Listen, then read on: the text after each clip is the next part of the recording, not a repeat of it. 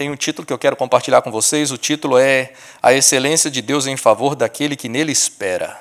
A excelência de Deus em favor daquele que nele espera. Isaías 64:4 diz assim: Porque desde a antiguidade não se ouviu, nem com ouvidos se percebeu, nem com os olhos se viu um Deus além de ti, que trabalhe para aquele que nele espera. Glória a Deus.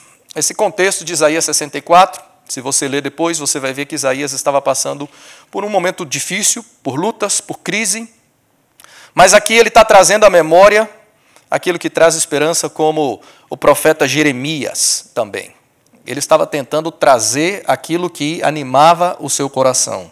E uma das coisas que ele diz aqui, sendo confiante no Senhor, é assim: existe diferença para aquele que é um servo de Deus no meio das lutas. Existe diferença para aquele que espera no Senhor. Para ele, existe um Deus que trabalha, que age ao seu favor. Quantos dizem amém aqui? Esse é o que ele trazia ao seu coração. E a ideia era como um pai que abençoa o seu filho, que gosta de abençoar o seu filho. Então, esses homens, mesmo passando por lutas, eles lembravam: não tem outro Deus como esse Deus que nós servimos. Esse Deus trabalha e age em favor daquele que nele espera. Amém, meus amados? Isaías entendia que existia uma bênção especial para aquele que é um servo do Senhor, para aquele que obedece à palavra de Deus. E é sobre isso que eu quero falar hoje. Espero que nós possamos entender. Se você entender o que nós vamos falar hoje, você vai ver as coisas diferentes. Todos nós passamos por lutas, todos nós passamos por aflições, mas se você entender o que você carrega dentro de você, se você entender o nosso Pai Celestial, o coração do Pai, você vai começar a se portar de maneira diferente no meio das lutas, como esses homens e profetas de Deus eram. Isaías, ele tinha o entendimento de algo que também Malaquias, só anos depois, ia receber também esse entendimento, essa revelação. Olha o que diz Malaquias 3,17. No dia em que eu agir, diz o Senhor dos Exércitos, eles serão o meu tesouro pessoal. Eu terei compaixão deles como um pai tem compaixão do filho que lhe obedece. Então vocês verão novamente a diferença entre o justo e o ímpio, entre os que servem a Deus e os que não servem. Então aqui ele está falando também daquele que serve a Deus, a diferença daquele que serve a Deus para aquele que não serve a Deus. Isaías também certamente tinha isso no coração, como Malaquias, e a ideia é: existe um Deus que trabalha por aquele que o serve. É diferente daquele que não serve o Senhor. Por isso, tantos anos depois, você vai ver Tiago dizendo, em Tiago capítulo 5, ele vai falar sobre quão importante é a oração do justo. A oração do justo é poderosa, ela é eficaz. Ou seja, ela tem efeito diferente daquele que não é o justo, um homem justificado pelo Senhor. Então, existe diferença quando um servo de Deus, quando uma mulher de Deus entra numa luta, quando entra numa batalha, quando está passando por uma situação e que não tem ninguém que sirva a Deus, talvez não tem ninguém naquela família que sirva a Deus, não tem ninguém que sirva a Deus naquela empresa, não tem ninguém que sirva a Deus naquela situação, mas tem alguém que sim serve. Qual a diferença dessa pessoa? Não é que essa pessoa é a última Coca-Cola do deserto, mas é o que ela carrega. É a excelência desse Deus que trabalha em favor daqueles que o temem, daqueles que o honram. A excelência está no Senhor. Amém, meus amados? A coisa é que muitas vezes nós vamos passar por aflições e lutas como esses homens. Mas também nós temos ao nosso favor esse Pai Celestial. É interessante como Malaquias é usado por Deus para falar: eu terei compaixão deles, Deus está usando ele, eu terei compaixão deles como um pai que tem compaixão do seu filho. Não é aquela ideia de um Deus bravo, um Deus longe, um Deus distante, como muitas vezes parece ser assim no Antigo Testamento, mas aqui a palavra era como um pai que se compadece do seu filho. E esses homens entendiam esse coração do Senhor e eles aprenderam a confiar em Deus dessa maneira. Ele é meu pai e Ele está comigo. E eles têm uma excelência, a excelência desse Deus que trabalha como nenhum outro. Não existe outro, nunca ouvimos falar de um Deus que trabalhe por aqueles que nele esperam. Amém, meus amados? E aí é onde eu quero mostrar para vocês que vai ter vezes na sua vida e na minha vida que a gente vai precisar de uma intervenção de Deus. Nós vamos precisar da mão do Senhor, porque tem coisas que só Deus faz. Diga assim: tem coisas que só Deus faz. Todos nós vamos chegar numa esquina da vida onde você vai ver que só Deus para resolver. E aí a diferença daquele que serve a Deus para aquele que não serve a Deus. Nós vamos ler hoje um contexto um pouquinho grande, de 2 Reis, daqui a pouco, capítulo 3. Eu quero usar esse exemplo do Antigo Testamento para ilustrar o que nós estamos falando, da diferença de quem serve a Deus para aquele que não serve. E você vai ver de que tem um homem de Deus, que ele tem uma posição de querer buscar a Deus no meio da luta. E tem a posição de um outro que ele não quer. Ele não tem esse coração de querer escutar ou querer obedecer ao Senhor. Então, você vai ver claro a diferença que é quando isso acontece. Então, 2 Reis 3, nós vamos ver alguns reis. Um deles se chama Jorão. Jorão, ele assumiu o reinado de Israel. Jorão, ele era filho de Acabe com Jezabel. Quantos lembram de Acabe e Jezabel aqui? Bom, você imagina o filho. Era mais ou menos assim, do mesmo naipe, da mesma farinha do mesmo saco. Foi um dos piores reis que Israel teve. Você tem que entender que depois da morte de Salomão, quando entra Roboão, filho de Salomão, o reino, ele por falta de sabedoria, por uma má decisão, ele divide o reino de Israel foi dividido em dois, ou seja, agora você tinha o reino do norte e você tinha o reino do sul. E quando você vê o reino do norte, ela tinha 10 tribos, o reino do sul tinha 2 tribos, Benjamim e Judá, e esse reino do norte se chamou Israel. Essa parte norte tinha uma capital que era Samaria, e essa parte era governada, no contexto que a gente vai ler hoje, por Jorão. E aí então você tem um dos piores reis de Israel, idólatra, não acostumado a andar com o Senhor, reinando a parte norte daquele país. A parte sul você vai ver outro rei, você vai ver um rei chamado Josafá, ele vivia na capital que se chamava Judá, e aí esse homem era um homem que por muitas vezes teve atitudes de um homem de Deus, um homem que temia o Senhor, um homem que queria agradar ao Senhor. Por isso que você vai ver em 2 Crônicas 20, 32, dizer assim: Josafá andou nos caminhos de Asa, seu pai, e não se desviou dele, fazendo o que era reto aos olhos do Senhor. É importante você entender que Josafá não era perfeito. Josafá não foi 100% o tempo inteiro irrepreensível diante de Deus. Ele fez coisas que desagradou o Senhor, fez alianças que não deveria ter feito, coisas lamentáveis, como muitos outros reis fizeram, como tantas vezes nós fazemos também, mesmo querendo agradar o Senhor, a gente se equivoca, a gente erra, e você se entristece com isso. Esse homem muitas vezes fez o que não deveria fazer, só que a Bíblia resume uma imagem geral, um resumo final da vida dele, pegando como se fosse não só uma partida de futebol, mas o campeonato inteiro. Deus diz: eu não vou julgar esse rei Josafá por uma partida, eu vou julgar pelo campeonato inteiro, eu vou julgar pela vida inteira. E na vida dele, somando tudo, ele foi um homem que quis manter a aliança com Deus de Israel, ele quis obedecer os seus mandamentos. Amém, meus amados? Importante você entender isso, que Deus não vê só o nosso lado negativo, Deus também vê tudo que nós fazemos a favor dele e do seu reino. Quantos dizem amém aqui? Amém. Deus é justo. Se você lembrar, assim também passou com Davi. Davi passou por um momento lamentável na sua vida, quando ele adulterou com Betsabé e ele também manda matar o esposo, Urias. Você vê que isso veio uma luta espiritual contra a casa dele, veio uma consequência gravíssima. Só que você vai ver esse homem se arrependendo, você vai ver esse homem pedindo perdão ao Senhor, você vai ver ele escrevendo salmos pedindo perdão ao Senhor. Ele vai dizer: enquanto eu calei, eu me adoeci, eu me enfermei, até que eu abri a minha boca e confessei, e o Senhor me perdoou. Quando você vê esse coração, mesmo sendo alguém que tinha mandado matar alguém que tinha adulterado, pecados graves, sérios, Deus também vai trazer um resumo sobre Davi em 1 Reis 15, 5. Presta atenção. Pois Davi tinha feito o que era reto aos olhos do Senhor e obedecido a seus mandamentos durante toda a vida, exceto no caso de Urias, o hitita. Qual foi o resumo final quando Davi foi embora desse mundo? Não foi assim: Davi foi um sem vergonha, Davi foi um safado, Davi fez tudo errado, foi um adúltero e um homicida. É isso que a Bíblia está dizendo? Não.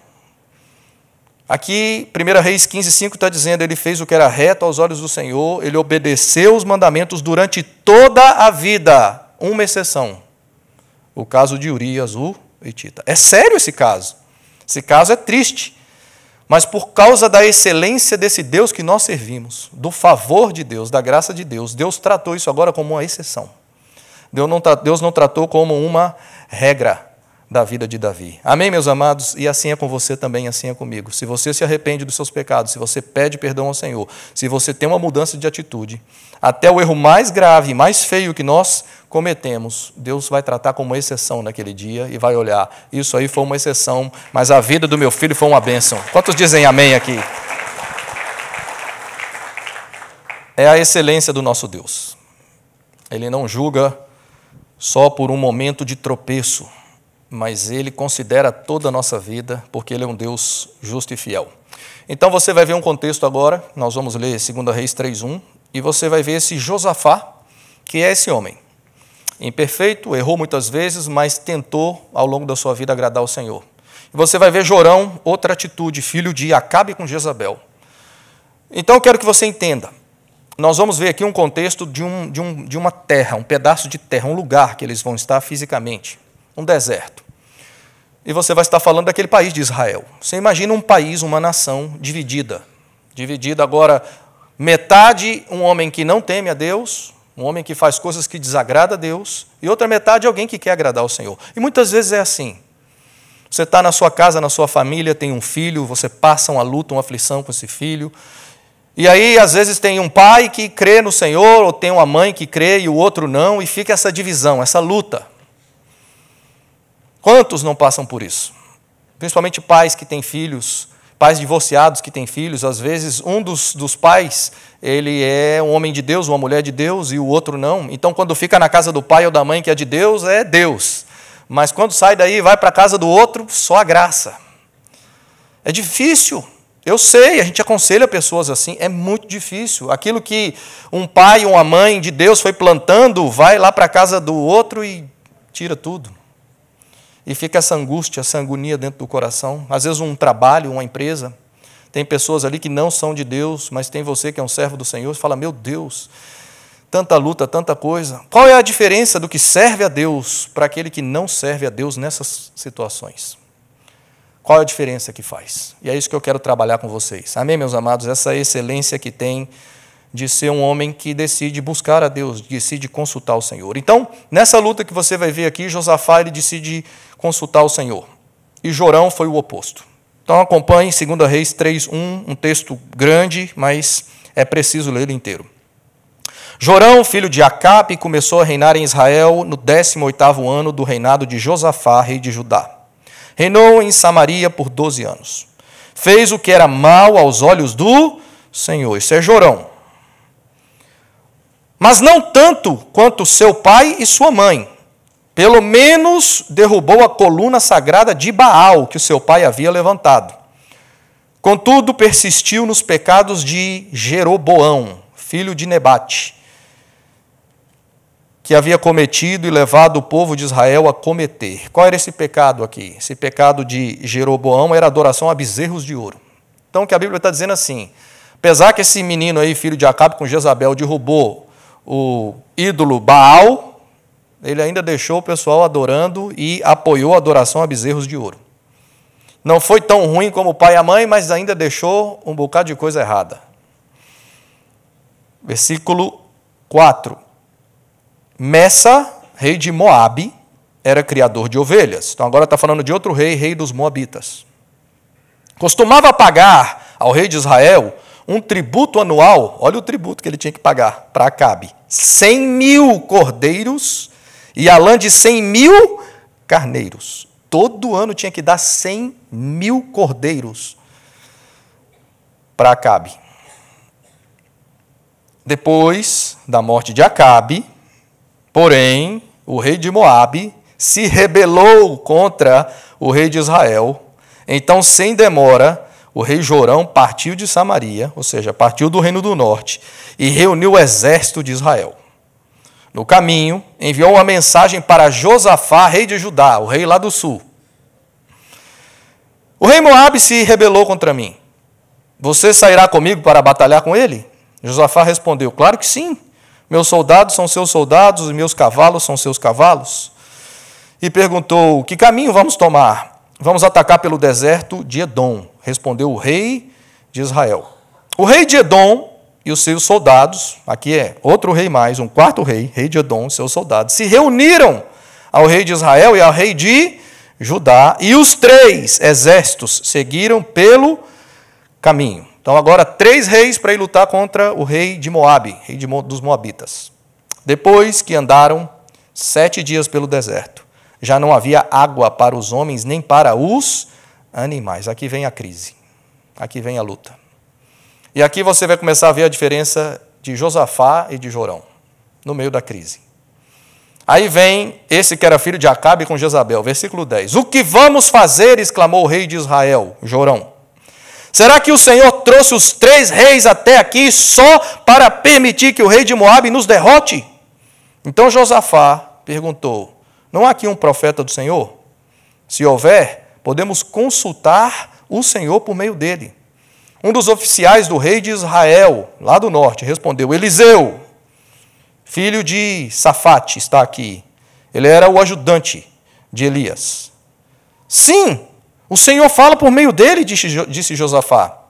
Então, o rei de Israel, que é Jorão, Josafá e o rei de Judá e o rei de Edom foram consultar Eliseu. 3 reis agora vão fazer uma visita para Eliseu. Aí Eliseu vai receber os 3. Presta atenção à raquetada que Eliseu vai dar. Versículo 13. Por que veio me procurar? Perguntou Eliseu ao rei de Israel, Jorão. Vá consultar os profetas idólatras de seu pai e de sua mãe. Eliseu respondeu, tão certo como vive o Senhor dos Exércitos, a quem sirvo. Eu não lhe daria atenção alguma. Outras versões dizem, eu nem te olharia na cara. Se não fosse por respeito a Josafá, o rei de Judá. Agora tragam-me alguém que saiba tocar harpa. Enquanto o músico tocava, a mão do Senhor veio sobre Eliseu. E ele disse, assim diz o Senhor, este vale, lembra que eles estão num deserto sem água, 7 dias. Esse vale seco se encherá de poços de água. Pois assim diz o Senhor, vocês não verão vento nem chuva, mas o vale se encherá de água. Terão o suficiente para vocês, seus rebanhos e outros animais. E como se isso não bastasse, o Senhor ainda entregará o exército de Moabe em suas mãos. E, para o Senhor Deus, isso não é nada difícil. Diga assim, isso, para Deus, não é nada difícil. Versículo 19, vocês conquistarão as melhores cidades deles, até mesmo as fortificadas. Cortarão as árvores frutíferas, taparão todas as fontes e entulharão com pedras as terras de plantio. No dia seguinte, por volta da hora em que se oferecia o sacrifício da manhã, começou a aparecer água, descendo desde Edom, e em pouco tempo havia água por toda parte. Enquanto isso, o povo de Moabe soube que os 3 exércitos marchavam contra eles, e todos os homens com idade suficiente para lutar foram convocados e se posicionaram ao longo da fronteira. Quando se levantaram na manhã seguinte, o sol brilhava sobre a água. Para os moabitas, ela parecia vermelha como sangue. Então, aquele vale que se encheu de água, no outro dia, quando o sol batia naquela água, a impressão era como se fosse sangue, vermelho. E os moabitas não sabiam de nada disso que Deus estava fazendo. Aí eles dizem, versículo 23, é sangue! Exclamaram. Os 3 exércitos atacaram uns aos outros e se mataram. Venham, povo de Moabe, vamos tomar os despojos. Mas, quando os moabitas chegaram ao acampamento de Israel, o exército israelita se levantou e os atacou, até que deram meia volta e fugiram. Os israelitas os perseguiram até Moabe, avançando pelo território e derrotando Moabe definitivamente. Arrasaram as cidades, entulharam com pedras as terras de plantio, taparam as fontes de água e cortaram as árvores frutíferas. Por fim, só restou Kir-Arezete com suas muralhas de pedra, mas atiradores com fundas a cercaram e atacaram. Quando o rei de Moabe percebeu que estava perdendo a batalha, liderou 700 homens com espadas, numa tentativa de romper as linhas inimigas próximas do rei de Edom, mas fracassou. Então, o rei de Moabe, olha o que esse homem faz, pegou o seu filho mais velho, que devia sucedê-lo, e o ofereceu como holocausto sobre o muro da cidade. Por isso houve grande ira contra Israel, e os israelitas se retiraram e voltaram para a sua terra. Diga amém. Um texto grande, mas é preciso entender o que está acontecendo aqui. Repito, um pedacinho de terra. Você pode pensar numa nação, parte dessa nação quer buscar o Senhor, quer ouvir o Senhor, parte dessa nação não quer. Você pode olhar numa família, numa casa, num trabalho, alguém quer mais de Deus, outro não quer. É isso que está acontecendo aqui. Eles estão passando pela mesma necessidade, todos eles. Faltou água, animais, para os soldados, não tinham o que fazer, estão no meio do deserto, chegou a crise para todo mundo. Quando vem essa luta, eles precisam, sim ou sim, de uma intervenção sobrenatural de Deus. Precisa de um milagre. Quantos de nós aqui, muitas vezes, não precisamos de um milagre?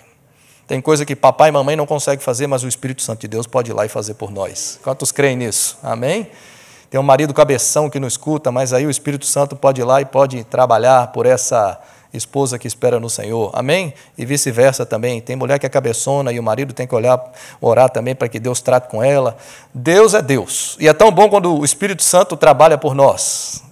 É tão bom quando Deus vai lá na frente e já resolve. Você não precisa nem marcar reunião. Na hora que você já vê, já está suave, já está quebrantado e contrito, né? Já resolveu. Você fala, meu Deus, obrigado, Jesus. Quantos já viram isso acontecer aqui? Diga amém aí. Aqui você vê esses homens passando por uma necessidade, precisando de um milagre, e duas atitudes totalmente diferentes. Totalmente diferentes. E aí eu quero que a gente possa entender algumas coisas aqui. Primeira coisa que você precisa entender na sua casa, na sua família, na nossa nação, é que Deus não é culpado dos nossos erros. Diga assim, Deus não é culpado dos nossos erros.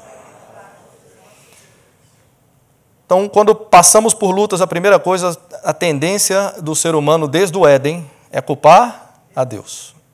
Não fui eu não, é a mulher que o Senhor me deu. Aí a mulher olha e fala, não fui eu não, foi o diabo. Tudo culpa de Deus, tudo transferindo a responsabilidade. Mas a primeira coisa que a gente precisa entender quando passamos por situações é que Deus não é culpado dos nossos erros, porque pessoas, famílias, cidades, nações, muitas vezes tomam decisões independentes de Deus. Aí quando chega a conta, como que você vai culpar esse Deus que você nem perguntou para ele antes?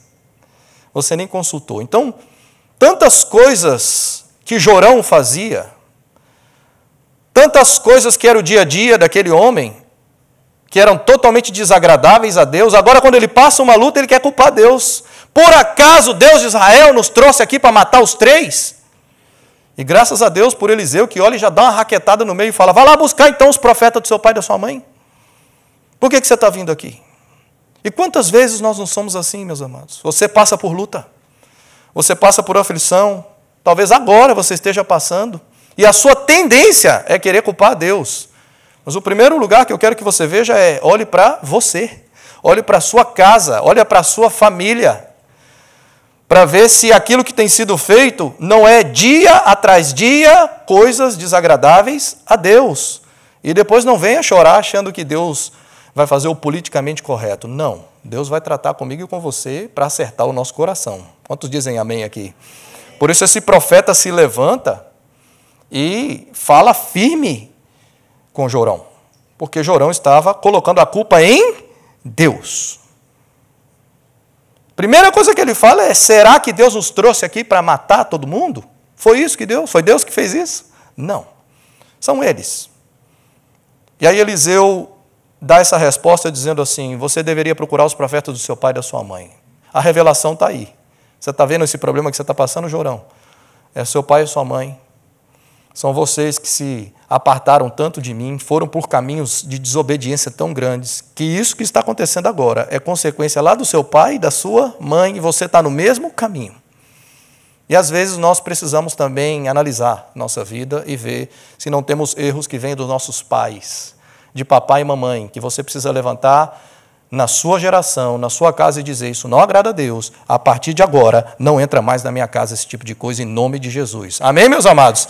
Você recebe isso? O que Eliseu estava dizendo é assim, quem cria os problemas não é Deus não, Jorão. Quem cria os problemas são vocês, somos nós. Então, quando uma nação inteira sofre, você precisa entender, meu amado, que não é culpa de Deus, é culpa daquela nação.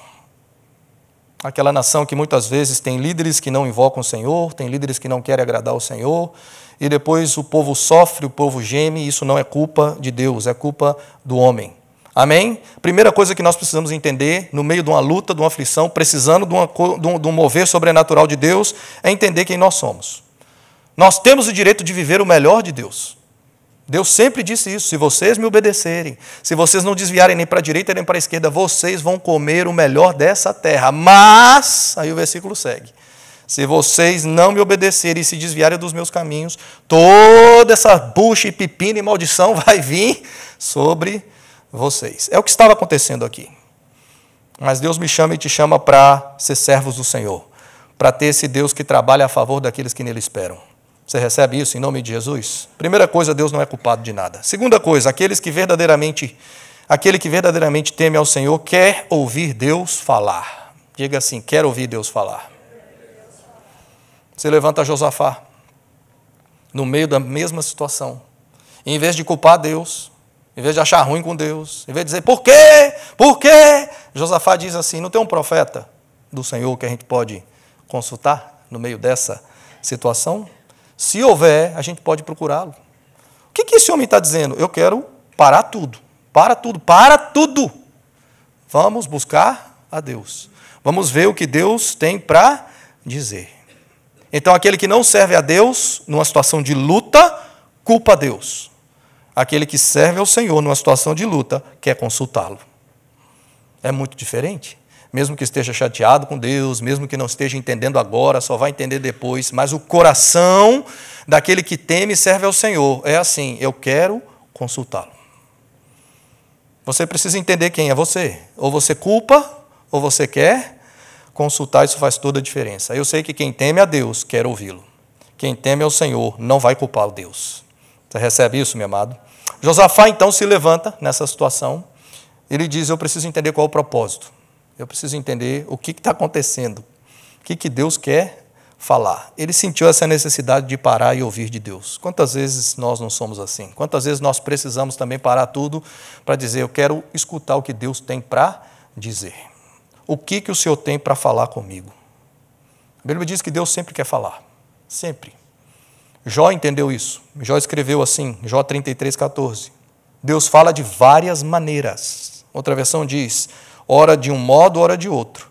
Porém, nós não lhe damos atenção. Outra versão diz, nós não percebemos. O fato é que Deus sempre quer falar comigo e com você. O fato é que Deus queria até falar também com Jorão e falou através de Eliseu. Só que Jorão não percebeu. Jorão não entendeu o que Deus estava dizendo para ele. Coração fechado. O ponto é que Jorão não estava acostumado a se curvar, a se ajoelhar diante de Deus.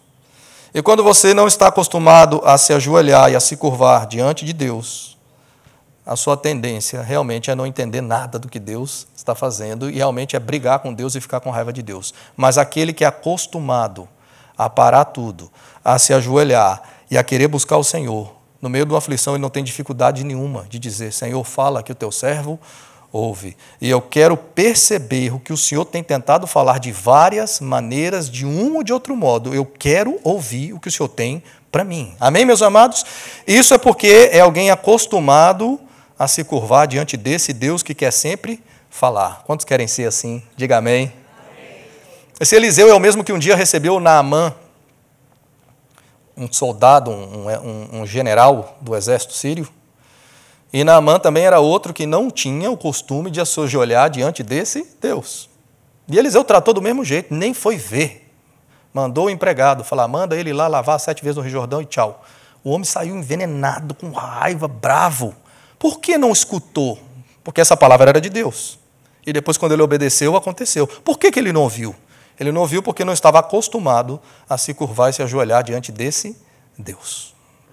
Só se você tem esse costume, você escuta mais rápido.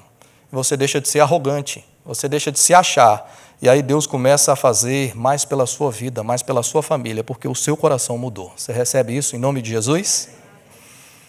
Porque Deus tem aliança com aqueles que têm aliança com Ele. Deus é um Deus de pactos. Amém? Deus não é um Deus de alianças políticas. Aqui, Eliseu podia fazer o politicamente correto. Tenho 3 reis aqui na minha frente, vamos lá fazer a média aqui com eles. Não teve conversa. Ele já bateu o olho no Jorão e já falou, o que você está vindo aqui fazer? O que aqui? Não tinha aliança política, porque era um servo de Deus e ele queria agradar o Senhor. Amém? Ele honrava a Deus. E Deus honra aqueles que o honram. 1 Samuel 2, versículo 30, parte B do versículo, diz assim, honrarei aqueles que me honram e desprezarei aqueles que me desprezam. Deus quer te honrar. Se você honrar o Senhor, Deus vai honrar você também. Amém? A presença de alguém fiel e temente a Deus muda situações. Diga assim, muda situações. E aí Eliseu olha e ele diz assim, tão certo como vive o Senhor dos Exércitos, a quem eu sirvo, eu nem te daria atenção, Jorão, se não fosse por respeito a Josafá. Olha, meu amado, ele está dizendo assim, vocês estão passando por essa luta aí?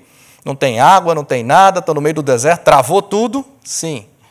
Se não fosse porque Josafá está aqui, se não fosse por causa desse homem de Deus, nem tinha conversa.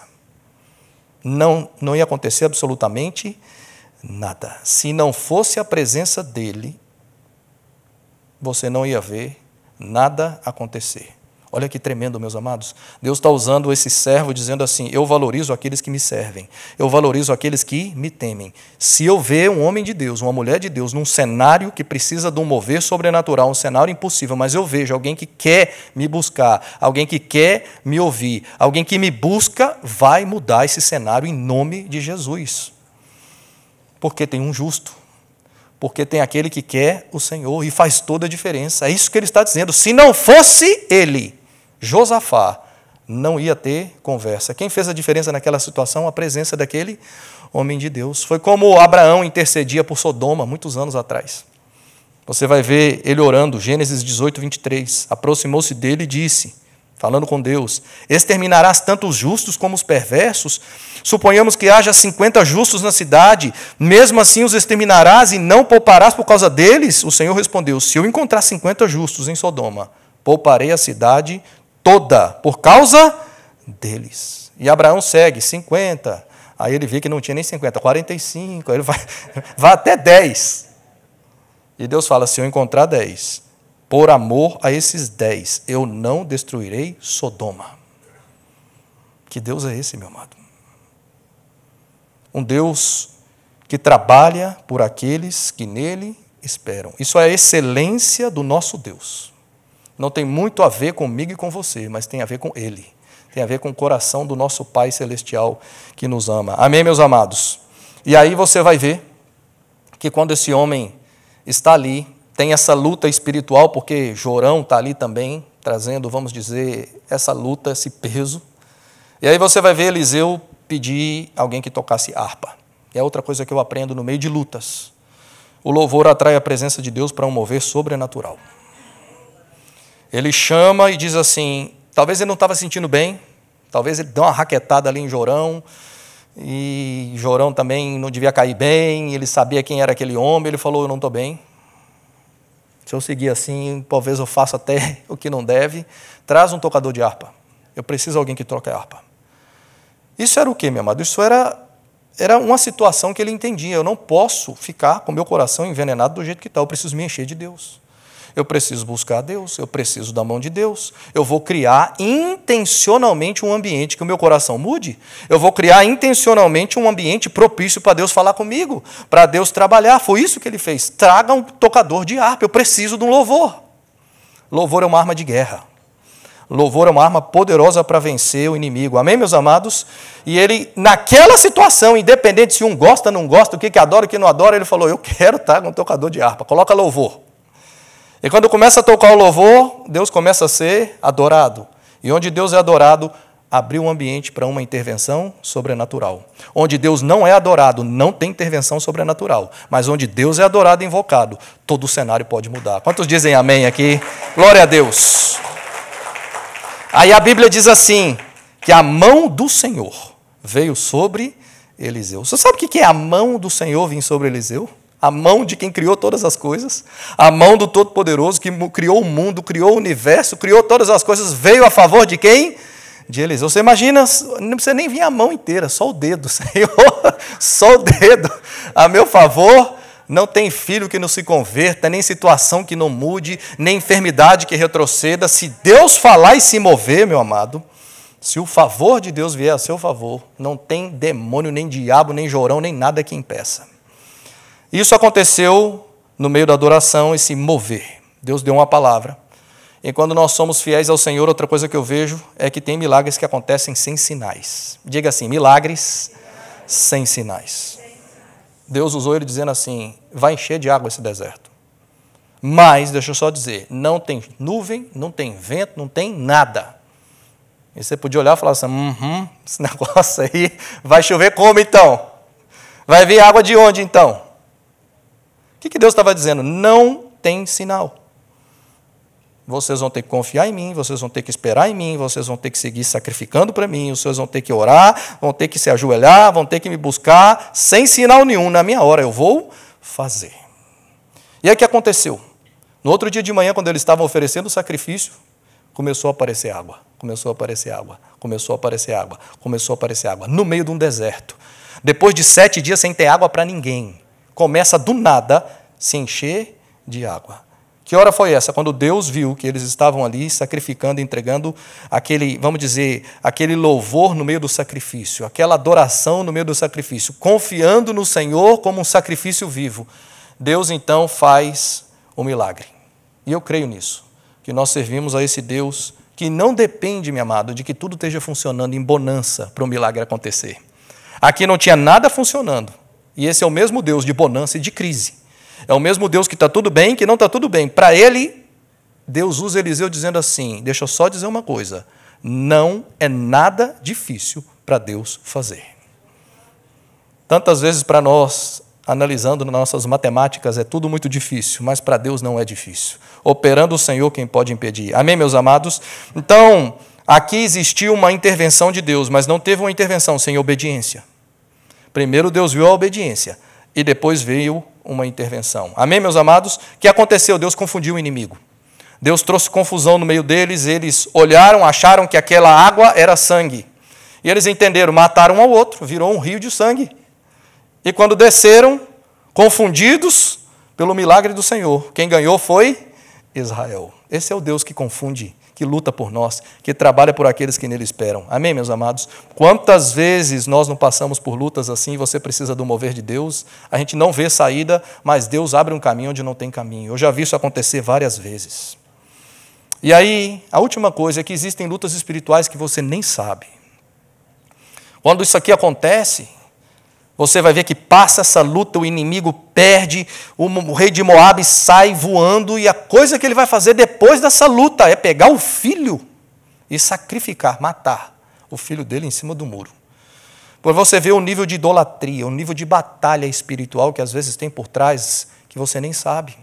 Por trás de uma nação, presidentes que não agradam o Senhor, líderes que não agradam o Senhor, que fazem ofertas e fazem sacrifícios e fazem coisas que desagradam a Deus. Aqui é a mesma coisa, a batalha era grande.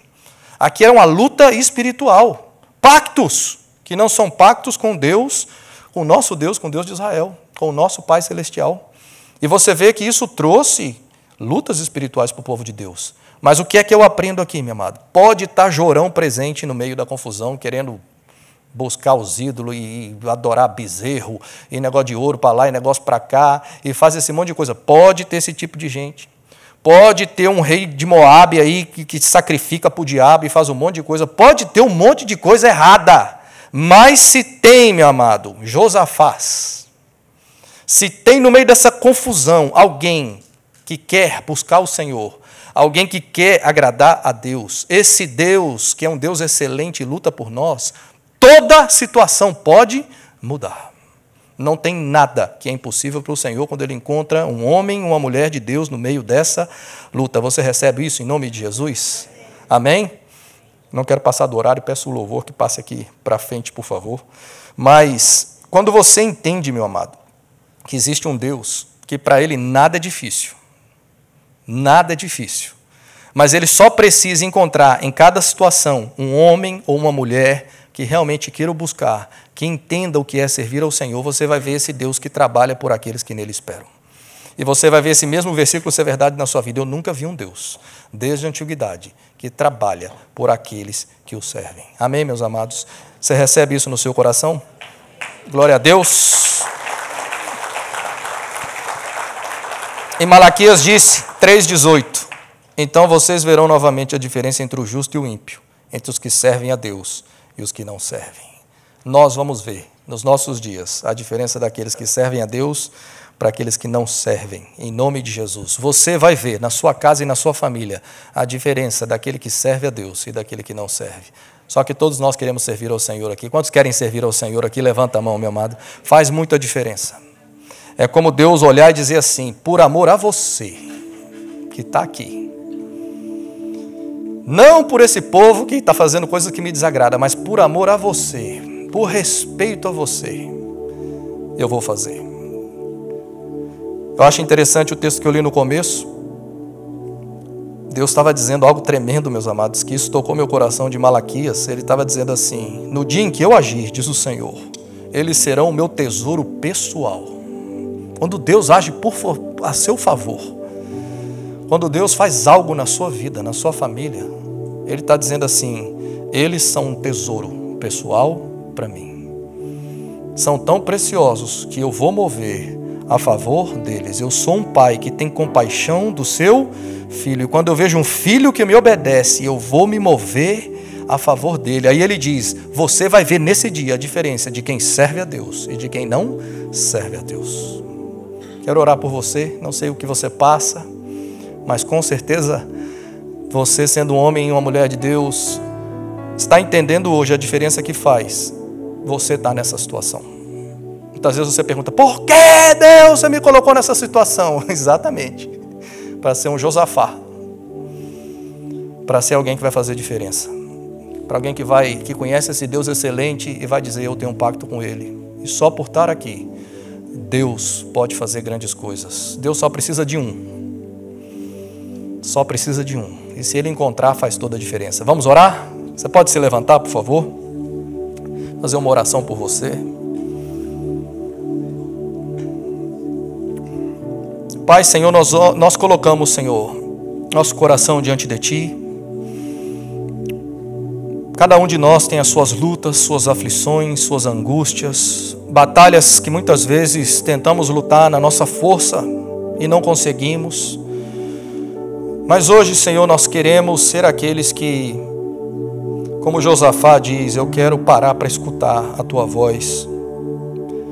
Nós cremos, Senhor, que o Senhor nos honra. Cremos, Senhor, que Tu luta por aqueles e trabalha por aqueles que em Ti esperam. Colocamos agora, Senhor, essa situação diante de Ti e pedimos que o Senhor haja, Senhor.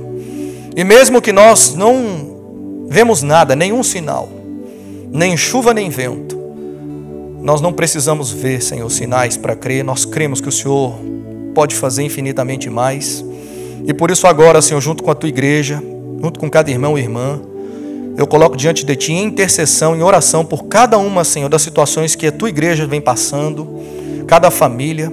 Eu lhe peço, Senhor, honra os Teus filhos, Senhor, honra os Teus servos. Senhor, se lembra agora, Deus, da causa de cada um aqui, em nome de Jesus. E age com excelência, Senhor, não por nossa causa, mas por Sua causa, Deus. Entra, Senhor, e mostra a diferença daquele que serve a Deus para aquele que não serve. Eu sei que o Senhor já tem feito isso, Senhor, mas faz mais, glorifica o Teu nome. E desde agora, Senhor, cada um de nós aqui que entende o que estamos falando, já damos a Ti, só a Ti, Jesus, toda a honra e toda a glória, toda a majestade e toda a adoração. E dizemos como nós lemos aqui, em Isaías, desde a antiguidade, Senhor, não se ouviu, e nem ninguém nunca percebeu um Deus como Tu és. Nunca se viu um Deus além de ti que trabalhe por aquele que nele espera. Louvado seja o teu nome, Senhor. E queremos, Senhor, sempre te servir, esse Deus excelente, em favor daquele que nele espera. Recebe a nossa adoração essa manhã.